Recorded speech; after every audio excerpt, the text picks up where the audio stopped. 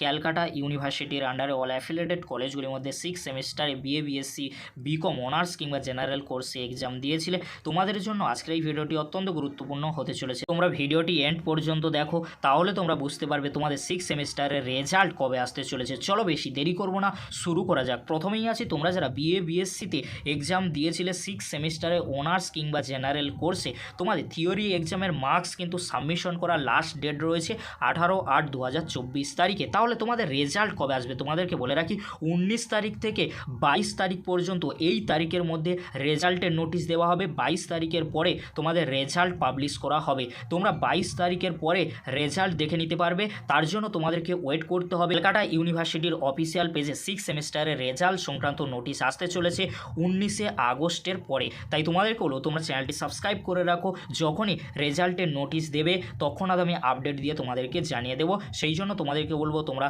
চ্যানেলটি সাবস্ক্রাইব করে রাখো আর বন্ধুদের মাঝে বেশি বেশি করে ভিডিওটি শেয়ার করে দিও। এবার আসি তোমরা যারা 6 সেমিস্টারে বিকমে অনার্স কিংবা জেনারেল কোর্সে এক্সাম দিয়েছিলে, তোমাদের থিওরি এক্সামের মার্কস সাবমিশন করার লাস্ট ডেট রয়েছে 23/8/2024 তারিখ। তাহলে তোমাদের রেজাল্টের নোটিশ কবে আসবে তোমাদেরকে বলে রাখি, 24 তারিখের পরে যে কোনো দিন রেজাল্টের নোটিশ সিওর অফিসিয়াল পেজে আসতে চলেছে। আর তোমাদের রেজাল্ট মেবি 25 কিংবা 26 তারিখের পরে তোমাদের রেজাল্ট চলে আসবে। তাই তোমাদের কোনো চিন্তা করার কোনো বিষয় নেই। তোমরা তোমাদের প্রশ্নের উত্তর এই ভিডিওর মাধ্যমে আশা করি পেয়ে গিয়েছো।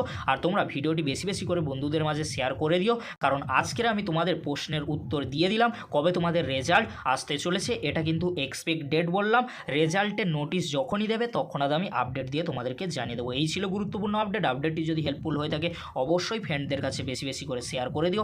আজকের এতটুকু, পরবর্তীতে তোমাদের জন্য খুব তাড়াতাড়ি পরবর্তী আপডেট নিয়ে ফিরছি। ভিডিওটি দেখার জন্য তোমাদেরকে অসংখ্য ধন্যবাদ।